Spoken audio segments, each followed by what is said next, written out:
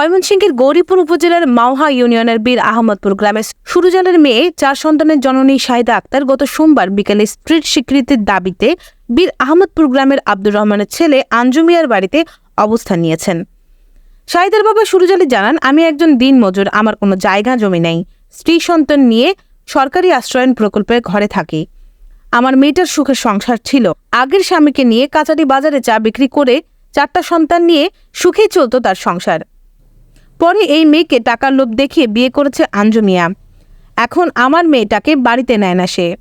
আঞ্জু মিয়া ময়মনসিংহ আদালতে আমি সহ মেয়ের নামে মিথ্যা মামলা করছে, এমনকি আমার মেয়েকে তালাকও দিয়ে দিয়েছে। আমি এর বিচার চাই। এ বিষয়ে শাহিদা আক্তার জানান, আমি বীর আহমদপুরে কাচারিয়া বাজারে অন্ধ স্বামীকে নিয়ে চা বিক্রি করে সংসার চালাতাম। আগের অন্ধ স্বামীকে তালাক দিয়ে আমাকে বিভিন্নভাবে প্রলোভন দিয়ে 1 মে 2024 তারিখে 6 লাখ টাকা কাবিন মূলে বিয়ে করেন আঞ্জু মিয়া। সব হারিয়ে আমি এখন স্ত্রীর স্বীকৃতির দাবিতে আজ তার বাড়িতে এসেছি। স্থানীয় একাধিক বাসিন্দারা জানান, এ পর্যন্ত আঞ্জু মিয়া 3টি বিয়ে করেছে। শাহিদা তার 4 নম্বর স্ত্রী। অন্ধ স্বামীকে তালাক দিয়ে শাহিদাকে বিয়ে করেও এই অসহায় পরিবারের সাথে প্রতারণা করেছে। অন্ধ স্বামী বর্তমানে স্কুলের বারান্দায় রাত্রি যাপন করে। আমরা তার দৃষ্টান্তমূলক শাস্তি চাই। এ বিষয়ে আঞ্জু মিয়ার মোবাইল ফোনে একাধিকবার কল করা হলেও তিনি ফোন রিসিভ করেনি।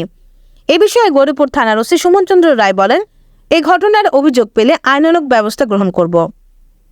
হলিসিয়াম শ্রাবণের তথ্য ও চিত্রে ভয়েসে জেবিন ইসলাম, গৌরীপুর নিউজ, ময়মনসিংহ।